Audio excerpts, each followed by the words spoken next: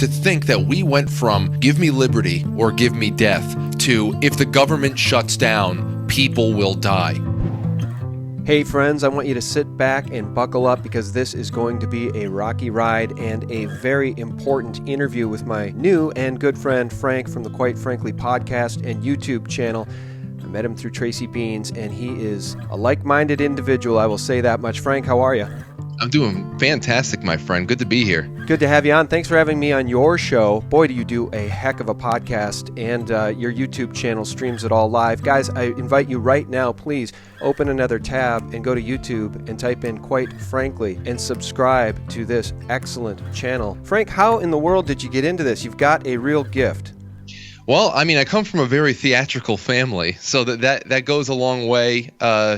Didn't really get in, don't have a lot of nerves when it comes to getting up on stage. Musician. We are also big time, all heavy metal, hard rock guys. So we've been playing as long as we have been doing anything else. So that's our family background and all that stuff. But as far as streaming goes, in college in 2006, we were offered up a 1 a.m. to 3 a.m. slot on a Saturday morning by a friend of mine when I was in college. Said, hey, take this slot up. We said, well, we don't do much of anything on a late night Friday night anyway, except watch movies and just chill out. So back in 2006, we did our first streams right there in Purchase, New York, and from there, we loved it so much that we figured out a way to bring it home by spring semester's end. And from 2006 to 2009, we were streaming at home in our bedrooms. It was a little bit more of an entertainment-based kind of show and just skits and stupid stuff. And then from 2009, we opened up our first. My partners and I, my brother and my other best friend Mike, we opened up a studio in 2009. From there, that's probably when I started doing a little bit more solo stuff because our happy-go-lucky stuff, our happy-go-lucky streams, were starting to have a little bit more of real-world stuff coming in because I think around 2010, 2011, right around September, is when I started reading into certain things. I got a little bit more exposed to some conspiracy theory, and then it just felt too cozy, and I just went all in on it. Then it just became American history, the Constitution, and then more and more and more. And once you have that kind of a basis, then, I mean, watching mainstream media becomes a real fun ride. And that's just what has been the basis and the lead up to all this. So I've been talking into microphones for a very, very long time. And of course, before then, I learned how to deliver a line before I was out of diapers. So there's that. Yeah, that's funny. It shines through. I mean, your theatrical sense and presence is, I mean, I've told you before when I was on your show with, Rob there as your sidekick reminds me a little bit of the vibe that Howard Stern has on his show. I mean, it's very lively. You guys work together real well. I know he's not on every day with you. Sometimes you fly solo, but you cover all of the important issues. And I think you've broken your false right-left paradigm, right? I mean, we're happy Trump is in office, but we don't believe the Republicans are the saviors, and it's just the Democrats that are the boogeymen. Clearly, with people like John McCain and Lindsey Graham, there's evil on both sides of the aisle, right? Oh, that's the hardest thing to get through to people, that you immediately get called a Trumpster or something like that. Like, wait, stop. Please stop. Because there's really nothing here. There's really nothing here to really sink your teeth into without Trump in there to add some contrast to what we've been living through. And the way that I have been trying to frame it for people, and this conversation has come up a few times over the last few months, is this. When you have two parties that essentially agree on the basics, which is that there is a place and there is a role for government in every facet of our lives from cradle to grave. Once they agree on that fundamental purpose and those principles right there, then there is absolutely nothing left to differentiate them except for identity, except for trying to dehumanize the other side. So you're not really. It's almost like the classic example of fascism versus communism. They're both far left totalitarian ideas. One of them is, each of them are attached to different shades of gray, but they're all agree on the same thing, that government from cradle to grave, that is the regulatory power there, and a few people should control who the winners are, who the losers are. And once you agree on that, then everything else is just surface level nonsense. That's why you have people that can't, when a microphone is put in their faces when they're out and protesting somewhere on a college campus somewhere, they can't answer a question. They can't answer a question. They just know what the mantra for the day is. They know who the oppressor is. They know who the oppressed are, and they want to be on the right side of history. Probably because deep down inside they're good people, but we don't have anything else to go by. Now we have Donald Trump that showed up, and whether you like him or not, he's added contrast that we haven't had in a very long time. Yeah, I want to talk about this Q post that I made a video about Q Rothschild Black Forest here in a minute, and we'll go through some of this. But I also want to call attention to a video I did just the other day in which I came to realize we will never bridge this gap with these people who are the hardcore Marxist, Hillary Clinton supporting, abortion rights on demand worshipers. We can't bridge the gap. There's a moral gap that cannot be bridged with these people. And I'll just play this clip. I have heart here. I don't for children. I love Satan. How many did I adopt? I kill my kids. Look at you. And get that camera out of my face. I love Satan, so f*** you. The point is that these people are ideologically opposed to biblical law. And so that's the real scary part. They're not just brainwashed by open borders and some of the policies of the left, but they don't understand the global banking families that run the planet and have introduced communism and Marxism as a way to control populations for a millennia. They've fallen right into the trap, and they're ideologically opposed to biblical truth, so I don't think they're ever going to figure it out. So I think at this point, Frank, that's the biggest difference between the right and the left, is that, yes, we've both broken our false right-left paradigms, but the people on the left, some of these people are really, really beastly, as in embracing a dark power. I love Satan, so f*** you. Well, what you have is, I think it was, who was it? It might have been Jordan Peterson recently who made the analogy about playing a game of chess and how no matter what, whatever it is, you can do certain things within the game, but you cannot avoid the rules of the game. And that is the parameters in which the human beings or any other species operates, the way that we react to stimulus or anything like that. When you look at the story of the world, when you look at the rise and fall of empires, when you look at dictatorships, you look at the rise and fall of liberty into tyranny and then back again, the same old cycles we see over and over again, whether it be a faceless banker that's looking at the entire sphere that we call Earth as just one big entity, one big state that they can leech from. Or if you look at a local warlord, everything is the same. If you are able, and I'm talking basically about collectivism, if you look at communism, Marxism, especially cultural Marxism, when you inject this nihilism into everything, that life itself is empty and meaningless, and there's really nothing there, and don't worry about it, and if it feels good, do it, and why are your moral code is archaic and old and all that stuff, and me, I'd rather spend my time around people of faith than people with this nihilistic, militant atheist kind of a thing going on. I'd much rather do that, but me personally, I don't inject a lot of religion into my show just because I want to be able to open it up to everybody. But the one thing I will always acknowledge is that whether or not it's a faceless banker or a local warlord, the one thing that is always done is that you remove the idea of faith, of something bigger than you, something bigger than government, of community, of family, and of just being rooted in reality. Once you take that away, then the thing that we always gravitate toward is stability. And if people get stability through their family, their communities, and whatever kind of a faith that is active in their lives, and you take that away, we as people, just being within that chess game, gravitate toward the next stabilizing thing, which is government, which is a bank, which is tied to banking, international banking. So if you remove all of these grounding principles and elements from people's lives, we automatically become that much more easily harvestable. That's a very good word to use, harvestable. In the post that Q shared on February 5th, he said, still don't believe you are sheep to them? That is what they view us as. They view us as sheep. And, I'll tell you what, we talk about sort of the spiritual component of this to some degree. And, I think the banksters are pure evil. And Q asked in that same post, stock market dive 666. Coincidence? I don't think it's a coincidence at all. I think it's a clear message to a president who is not playing ball with the banksters that they control the markets. And I found this article, Frank, on Forbes.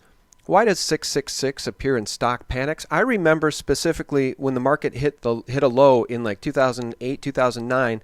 It ended the day, S&P did, at 666. And this author writes, the number 666, according to some interpretations of the Bible's book of Revelation, is the number of the beast, etc., etc. The beastly number 666 has also weirdly popped up during recent stock market panics. On March 9th, 2009, the S&P index hit its lowest point, 666.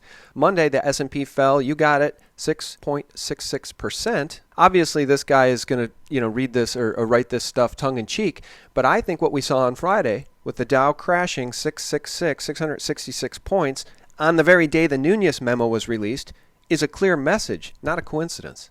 Oh, not only that, and I would say that, and once again, see, that's why I get hooked by conspiracy, because I would rather, these days at least, I'd rather stay home at night and just get real cozy and cozy up to a conspiracy theory, because it just adds so much more mysticism to what we're fighting against or what we're living within. I think the bigger thing about 666 is that when you really look at it, and of course that is the numerical interpretation of Nero Caesar. I believe that was in Greek. That's what the real thing there was. The number of the beast, that was really Nero, who was one of the first and most prevalent oppressors of early Christianity. So they gave that to him. So if you're not even talking about anything, it could be also spun in a way or looked at in a way where it's not even a symbol of just something that is paranormal and supernatural in some way. It's also a way of just a malevolent person, a malevolent human being to stomp their ground, mark their territory again, and say, "This is mine." I am the oppressor. So there's a lot of there, 666 revelations and the supernatural, but to remember the original interpretation of it is really just a numeric a reference to Nero Caesar. Yeah, it may also, though, in the minds of these banksters, you talk about conspiracy. One of the ultimate conspiracies that so many Americans still don't know about is the formation of the Federal Reserve in 1913. And these bankers met in secret on Jekyll Island to hatch this plan to control the central bank of this country, and by in turn of controlling the currency, as Rothschild famously said, I care not who makes its laws if I control the nation's currency. And that's where we've sat ever since 1913. The ultimate conspiracy is that the private central bank is owned by these satanic banking families. So hitting a 666 low in 2009 on the S&P could have been a very clear message to all of their insider buddies. It goes higher from here. Just as maybe what happened on Friday, although I think the market is beginning to maybe stabilize. Who knows, though, 666 on Friday may mark a very near-term top where they take us down 10,000 points. I don't know, but I think it's a real clear message. But we don't have to dwell on that. Look, the bottom line here is that, as Q said in that post, these people are evil. And I think they're truly evil. He says they marry for power, not love. And then he wrote Hilton Roth, which is a direct reference to, I think, Nikki Hilton, who married a Rothschild. And here's a picture of her all done up in a Beta Kitten outfit with the pizza box, with sort of a callback here to Pizzagate and Pedogate specifically. And then Q wrote Soros Clinton, which I think is a direct reference to Chelsea marrying Mark Mizvinsky, a Jewish guy who's said to be related to Soros, but of course Snopes says that's not true. And we can rely on Snopes, Frank, because they say World Trade Center 7 collapsed due to fire, so we can completely trust them. Of course, and you know that Snopes, first of all, it's just very odd that Snopes would even have that fact checked already. Oh, and by the way, about Snopes, every single quote-unquote conspiracy now that you type into Google, I'm not kidding, type just about anything in, the first return you're going to see is a Snopes return, thanks to Google. So, and did you happen to see that new Google, what does Google call their little all-seeing box that sits in your living room? It's their version of the Amazon Alexa thing. The Google House, whatever, Home. Google Home. Google Home. Okay. Home. That damn thing won't tell you who Jesus is. Did you see that? Hey Google, who's Buddha? According to Wikipedia, Gautama Buddha, also known as Siddhartha Gautama, Shakyamuni Buddha, or simply the Buddha, after the title of Buddha, was an ascetic and sage, on whose teachings Buddhism was founded. Hey Google, who's Jesus? Sorry, I'm not sure how to help. Hey Google, who's Jesus Christ? Sorry, I don't understand. I did see that. And you can go through all the other deities in human history and you'll get a 5-page report. Yeah, and so it all sort of, to me, ties in together. You know, we have Eric Schmidt, the CEO of Alphabet, which is really the umbrella corporation that owns Google, resigning upon the signing of the Trump executive order, allowing him to seize the assets, allowing the government to seize the assets of those who have been involved in human rights abuses. Q and Jerome Corsi, by the way, finds that very interesting. Again, as Q said, there is no coincidence. And now we see that the Rothschilds have sold their Austrian hunting estate for $113 million. This is a piece of property almost as large as Manhattan that the European banking family has owned for 143 years. By the way, I want to say that's a misnomer. They're not just a European banking family. They're a global banking family. They control every central bank on earth with the exception of maybe 3 countries, which I think at this point include Iran and Syria, perhaps. I'm not even sure what the third one is. So these people own it all, and they just sold this historic hunting property. And if you take a look at that Q post, Frank, the inference is that, well, in fact, and I'll read it specifically. I had seen this on your video today too. Yeah, he wrote Black Forest, which is a complete and total reference to the Brothers Grimm nightmare fairy tales, which include human hunting and cannibalism. And he wrote Fire Sale just days after post. What went on there? And I think that's the question. They own this property as large as Manhattan for 143 years, and Q asks, what went on there? And I think we can all use our imaginations based on what we now know about Pizzagate and Pedogate, about what probably has gone on there for a millennia. Well, for what do you think dopey means, though? Is that a Seven Dwarves reference? Yeah, could be. I've also heard President Trump refer to dopey Prince what's his name? Prince Al-Khalid. Who was detained and I think recently released. And that may be the reference here, dopey freed. And speaking of information too, you're just talking about Google. You're talking about Google Home. You're talking about the leaving out of pretty key historical and religious figures. Jesus. You start talking about that, and then you also think back to what is going on in the news otherwise, where people talk about interference in elections, when people talk about disinformation, fake news on this side, fake news on that side, and then you think, where does most of the information that we are able to access on the internet flow through which vessels does all of this information flow? And it's usually Google. I think Google has the lion's share of most of the internet activity. And if you look into something called search engine manipulation effect, it is so beyond scary. You want to talk about the end of American democracy? Well, you don't need to stuff a ballot box if you know how to change the way a person thinks. And just by manipulating what search engine results come up, you are able, they say, I believe I'm quoting this right, you can change the voting habits and the perception of a certain candidate or issue in with certain demographics up to 60% and more.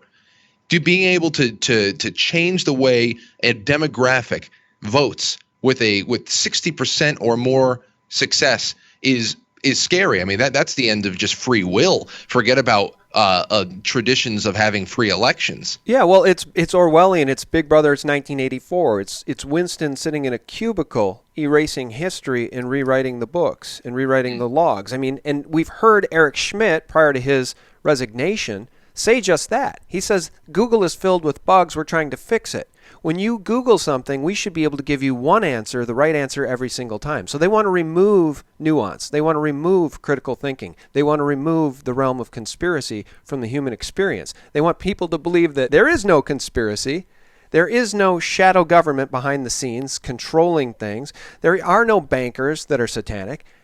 everything's fine. Just look to Google for the answers. And, by the way, when you talk about where does all the news come from, news and information, I believe AP and Reuters are both owned by the Rothschilds. So it just needs to be said that, and Q hits the nail right on the head here, the release of information is vital. Public is vital in order to create the necessary outrage, in order to get the justice we're all demanding. And he wrote, can we simply arrest the opposition without first exposing the truth?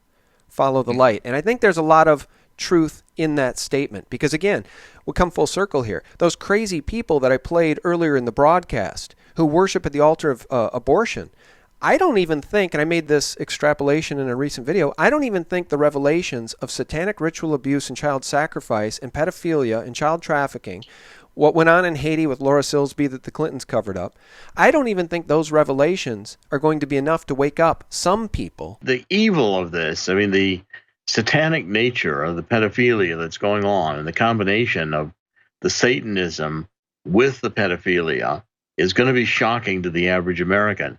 But I think those revelations could wake up most people. And if people find out how horrible, how horrific, how satanic, how evil, as Q says, these people really are, including Hillary Clinton and the Podesta brothers, etc., they will wake up, and even people on the left will be marching in the streets carrying torches for justice to be served on these people. That's my hope.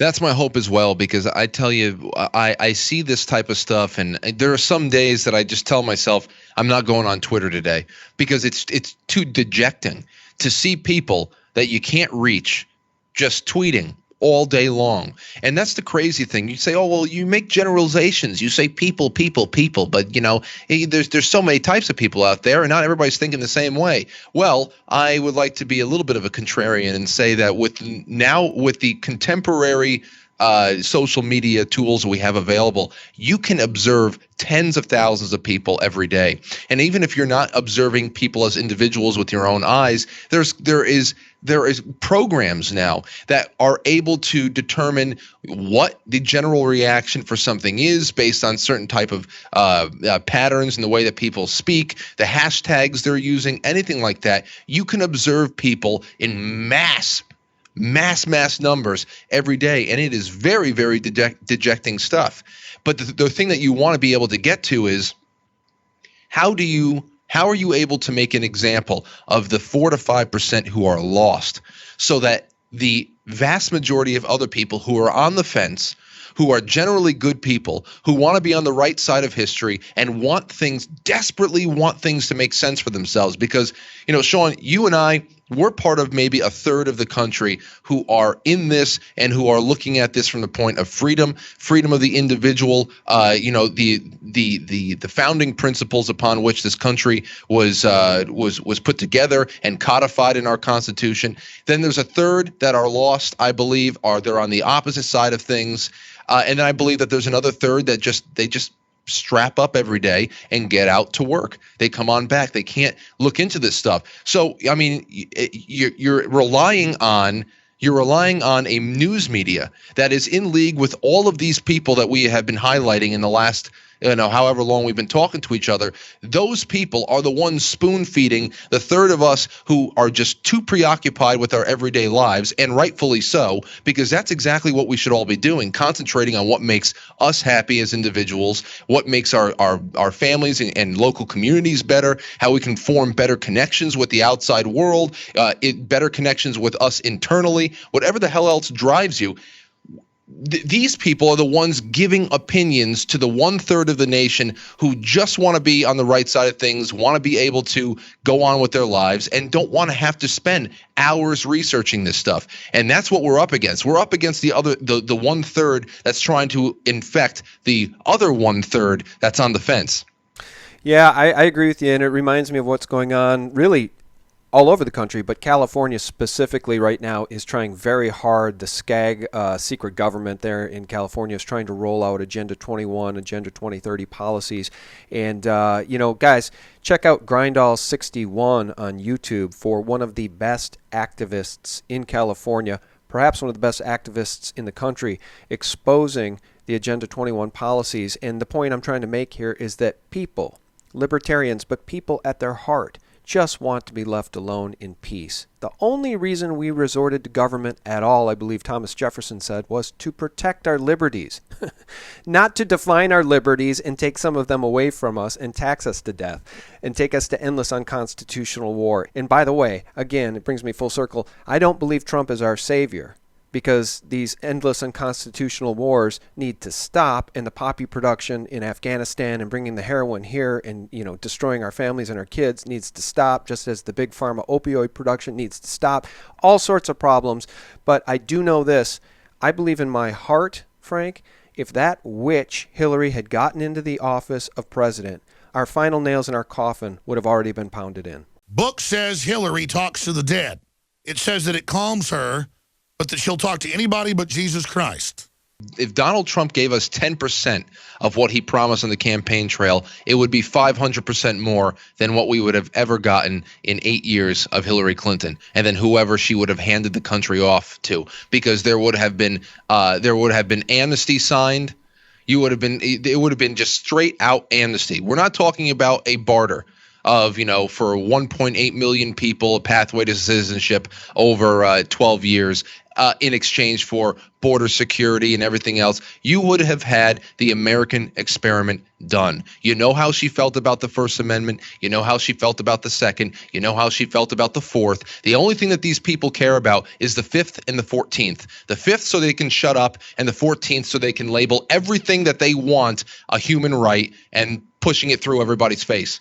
That's the only thing we would have had. So I'm not a Trump cheerleader at all, but I'll tell you, he's given me a lot to cheer about, and I just hope that we stay on anything like a path like this. And just to say one more thing,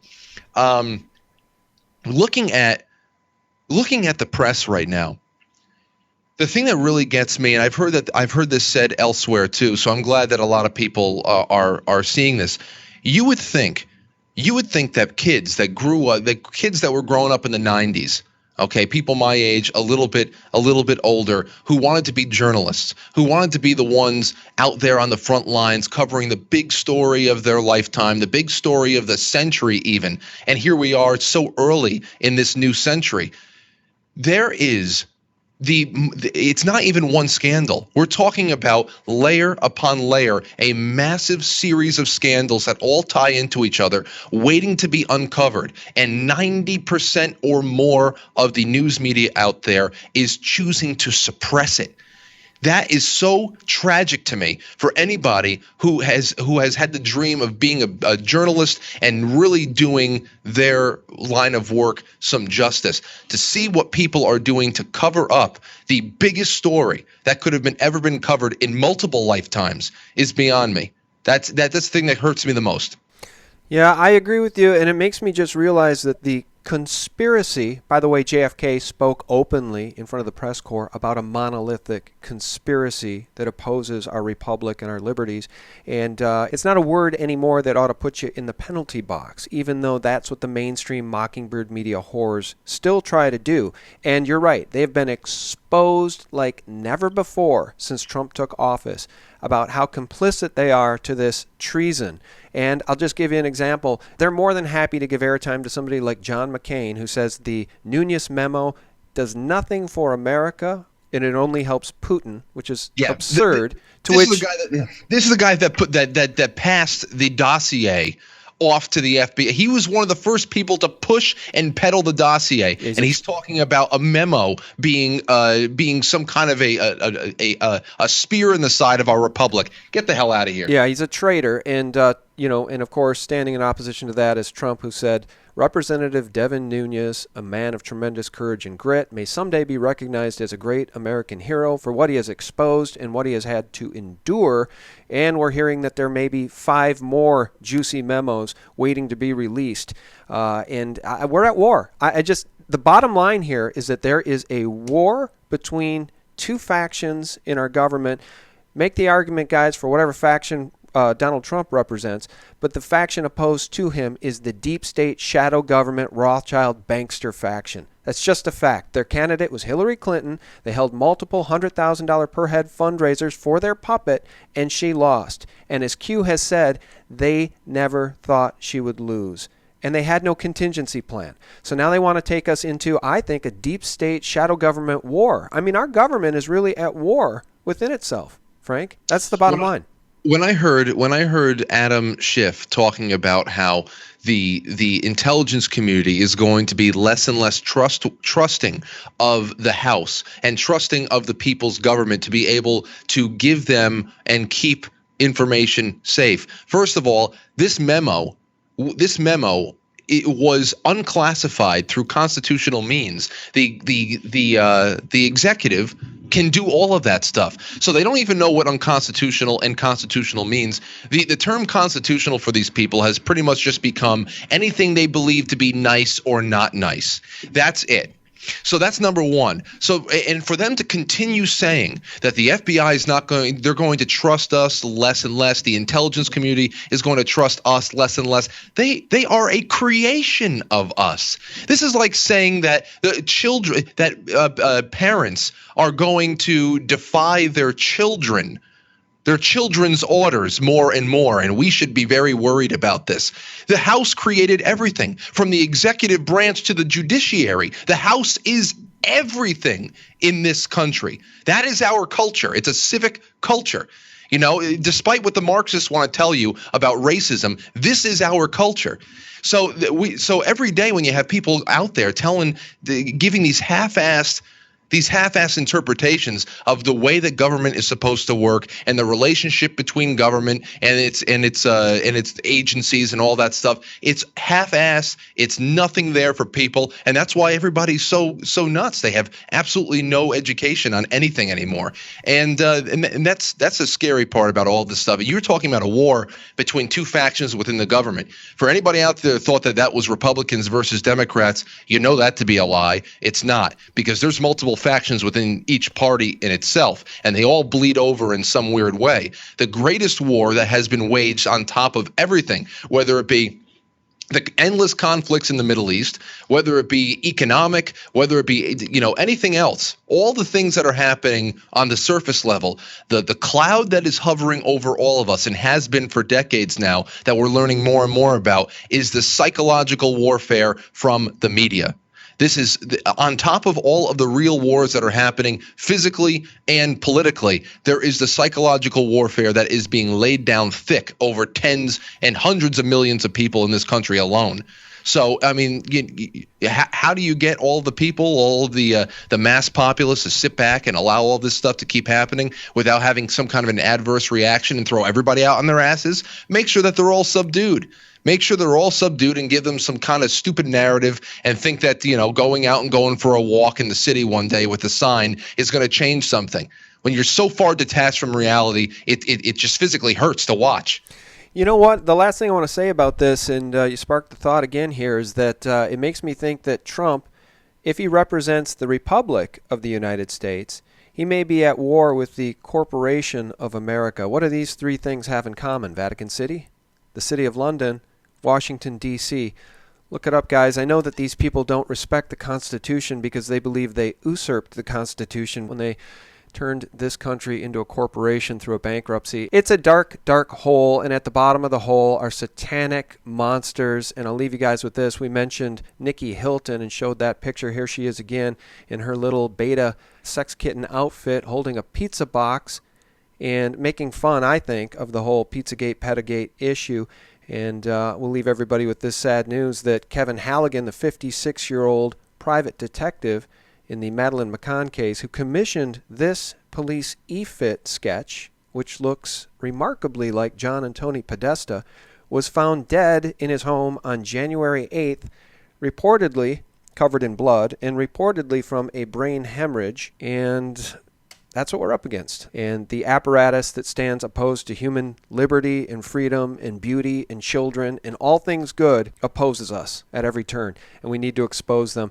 I'm so glad to have had John, Frank, and I'm so glad to have met you. Can you remind people how they can watch or listen to your show live every day?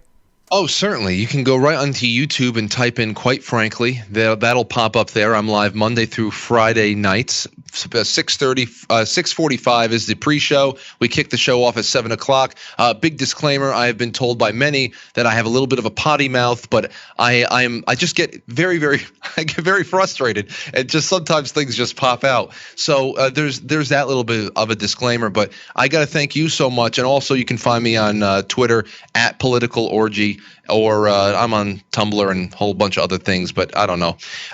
Sean, thank you so much, too. It has been such a pleasure being able to get introduced to your amazing channel and all of your content. I'm at a point right now where I can't wait for the next upload. So this is a great honor to have to be on your show, and I can't wait to have you back on mine. Oh, thanks, man. I really appreciate that. Yeah, like I said at the beginning, we're like-minded folks, and it's just great because 5-6 years ago when I got into this space and into the truth-telling, it was a much lonelier space. There was no Frank that I knew. There was no Tracy Beans. There were far fewer people out there fighting the good fight. So I'm so thrilled to have met you two. Guys, head on over to Frank's channel on YouTube. He has 11,111 subscribers. That's sort of symbolic, 11111.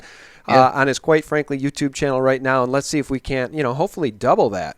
And he deserves the audience. That would be awesome. So check out the Quite Frankly podcast. Subscribe to his channel. Our guest has been Frank from Quite Frankly. Thanks, man. Thank you, brother. See you soon. Yeah, talk to you soon. And guys, thank you so much for tuning in. You know how much we appreciate it. There has been a 36-year conspiracy. That was their goal. 8 years under Obama, 8 years under Bush Jr., 8 years under Bill Clinton, 4 years under Sr. equals 28, plus 8 with Hillary Clinton would have been a 36-year conspiracy to destroy this nation. They only got 28. Let's take this remaining 6 in the Trump presidency to turn this damn thing around. It's our last chance. Thanks so much for checking us out for Real News at SGT Report, thephaser.com, and thelibertymill.com. Real News 24/7. God bless. The evil of this, the satanic nature of the pedophilia that's going on and the combination of the Satanism with the pedophilia is going to be shocking to the average American.